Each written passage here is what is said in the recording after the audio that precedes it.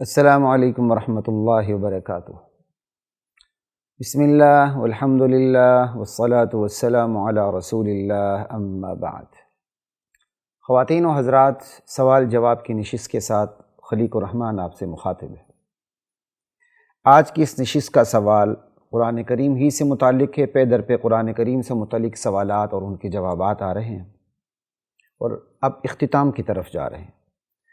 آج کا سوال نمبر 28 ہے، اور سوال یہ ہے کہ کیا محض لغت کی بنیاد پر، لغت کے زور پر، لٹرل میننگ کے زور پر قرآن کریم کی تفسیر کی جا سکتی ہے؟ جواب: یہ کام صحابہ سے بہتر اور بڑھ کر کون کر سکتا تھا؟ ان سے بڑھ کر پاک باز عربی دان کون ہو سکتا تھا؟ مگر ان کے لیے کہا گیا کہ یعلمہم الکتاب والذی بعث فی الامیین رسولا منہم یتلو علیہم آیاتہ ویزکیہم ویعلمہم الکتاب والحکمہ۔ ان کے لیے کہا گیا کہ نبی انہیں کتاب سکھانے آئے ہیں، براہ راست تو ان کو سکھایا، ان کے واسطے سے پھر ہم نے سب نے سیکھا الحمدللہ۔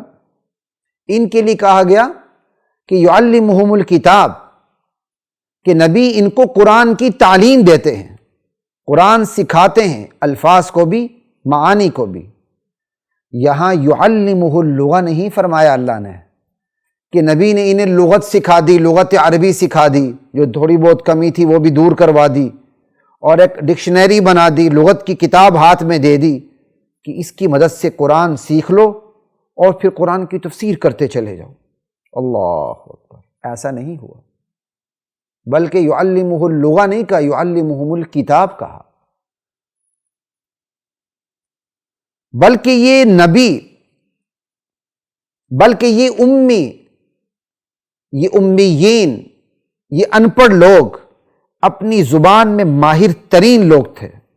ان کے بارے میں جو اپنی زبان میں ماہر ترین تھے، قرآن کہتا ہے یعلمہم الکتاب، نبی ان کو قرآن سکھانے آئے ہیں۔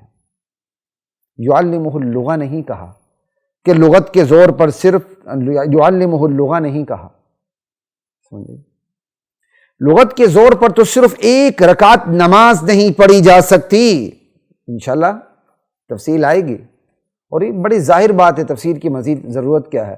لغت کے زور پر تو آپ ایک رکعت نماز نہیں پڑھ سکتے۔ اقیموا الصلاۃ، نماز قائم کریں۔ اگر قرآن و سنت کی تشریحات موجود نہ ہو تو لغت کے زور پر تو آپ ایک رکعت نماز نہیں پڑھ سکتے۔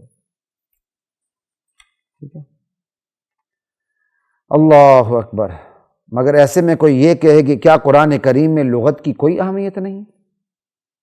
نہیں، اہمیت ضرور ہے، مگر اپنی حد میں، اپنے درجے میں۔ جو آخری درجہ ہے تفسیر قرآن کا، جسے تفسیر القرآن بالقرآن، تفسیر القرآن بالحدیث اور تفسیر القرآن باقوال الصحابہ کے تابع رہنا، یعنی لغت کی جو تفسیر ہے اس کو قرآن کی تفسیر قرآن سے، قرآن کی تفسیر حدیث سے، قرآن کی تفسیر صحابہ کے اقوال سے، ان تینوں تفاسیر کے تابع رہنا ہے لغت کی تفسیر کو۔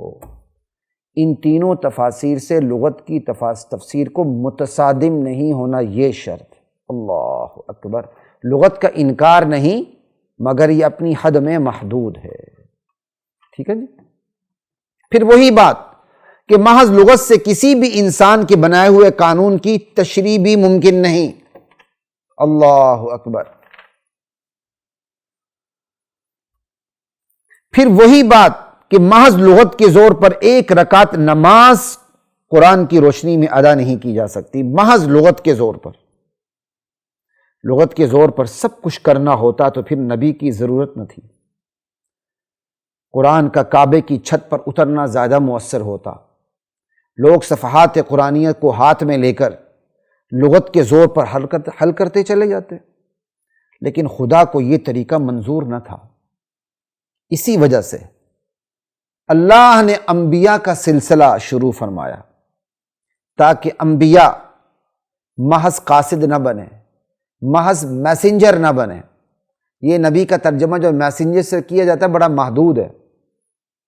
تاکہ انبیاء محض قاصد نہ بنے، محض میسنجر نہ بنے کہ میسج ڈیلیور کر دیا بس، بلکہ معلم کے منصب پر فائز ہوں، میسج ڈیلیور کریں، پھر اس میسج کو سمجھائیں، یتلو علیہم آیاتی، میسج ڈیلیور کرنا ہے میسج، ویعلمہم الکتاب، پھر اس میسج کو سمجھانا بھی ہے۔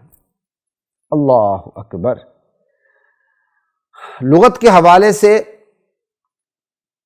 کہ لغت کی اہمیت کس قدر ہے اور کس دائرے میں ہے اور آخری درجے میں کیوں ہے، اس کی کیا وجوہات ہیں، اس کی مزید ڈیٹیل سوال نمبر 29 میں ہوگی۔ ابھی ہم سوال نمبر 28 پہ ہی چل رہے ہیں۔ دراصل ہوتا یہ ہے، قرآن ایک مقام پر مختصر بات کرتا ہے، پھر اپنی مختصر بات کی وضاحت خود ہی دوسرے مقام پر کر دیتا ہے۔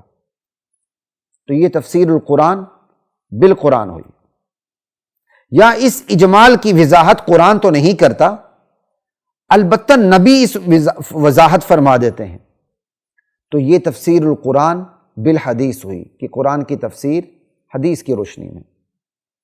یا نبی علیہ السلام بھی تفسیر نہیں فرماتے، مزاج شناس نبوت صحابہ نبی سے قرآن کی تعلیم پا کر آمدہ مسائل میں قرآن کی مزید تشریح کر دیتے ہیں۔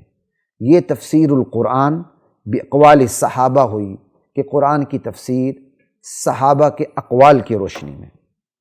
یا بعد کے ادوار میں مفسرین لغت عربی کی روشنی میں، جو صرف عربی الفاظ کے ترجمے پر مشتمل نہیں ہوتی، بلکہ فصحیٰ عربی کے تمام متعلقہ علوم پر مشتمل ہوتی، کلاسیکل لینگویج کے تمام متعلقہ علوم پر مشتمل ہوتی ہے، صرف، نحو، بلاغہ، اصول الفقہ، اصول التفسیر، پھر مزاج نبوت کی، مزاج شریعت کی، قرآن کے اسلوب کی رعایت، یہ ساری چیزیں شامل ہوتی ہیں، سمجھ آئی؟ تو مفسرین بعد کے مفسرین لغت عربی کی روشنی میں، تو لغت عربی میں یہ ساری محض الفاظ کی الفاظ کا ترجمہ نہیں ہے، لغت عربی سے مراد پھر یہ ساری چیزیں آئیں گی، صرف، نحو، بلاغہ، اصول التفسیر، اصول الحدیث، اسالیب قرآن، یہ ساری اس کی روشنی میں تفسیر کرتے ہیں۔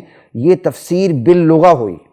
یہ نام اس لیے رکھا گیا کہ براہ راست تفسیر القرآن بالقرآن، تفسیر القرآن بالحدیث اور تفسیر القرآن باقوال صحابہ سے الگ ایک قسم نظر آئے، تاکہ درجہ بندی کی رعایت ہو سکے، وگرنہ ہر تفسیر از روئے شریعت ہی ہوگی اور ہونی چاہیے، اور ہر تفسیر لغت کے مطابق ہوگی، لغت کے مطابق ہونی چاہیے، لیکن لغت کی درجہ بندی ہے۔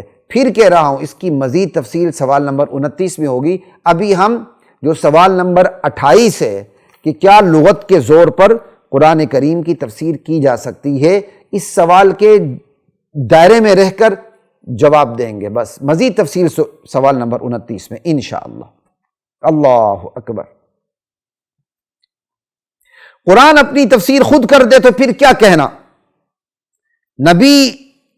نبی معلم کر دیں تو پھر کیا کہنے، صحابہ کرام کر دے بھی تو کیا اشکال، کیونکہ الصحابۃ کلہم عدول، صحابہ تو سارے کے سارے عادل ہیں، پھر مزاج شناس نبوت ہیں، نبوت کی مزاج شناسی انہیں اتنی حاصل تھی، حکم آنے سے پہلے بتا دیتے تھے کہ حکم کی نوعیت یوں ہوگی، اس وقت تفصیل کا موقع نہیں۔ اللہ اکبر۔ یہ تینوں قسم کی تفاسیر مزاج شریعت کی نمائندگی ہی تو کرتی ہیں، تفسیر القرآن بالقرآن، تفسیر القرآن بالحدیث، تفسیر القرآن باقوال صحابہ۔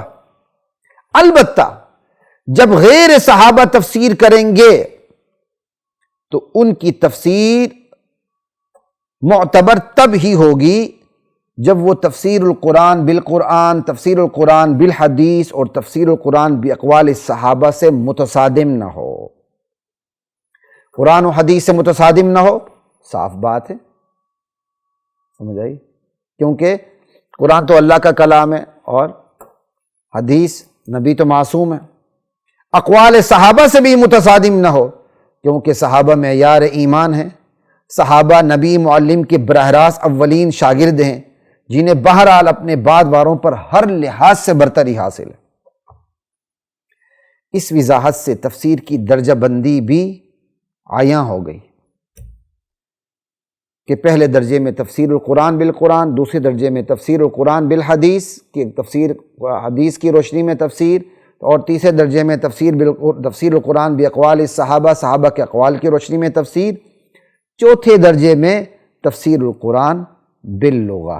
اللہ اکبر! اور یہاں جب تفسیر القرآن باللغہ کہیں گے تو لغت سے مراد محض عربی کے الفاظ کا مطلب جاننا نہیں ہے کہ انا کا مطلب میں، انت کا مطلب تو، اور آپ مفسر بن جائیں ماشاءاللہ، انا طالب انت استاذ، تنوین گرانا بھی نہیں آتا، دن دن دن تن تن تین کو آپ نے عربی سمجھ لیا اور اس زور پر آپ مفسر بنیں گے۔ اللہ اکبر!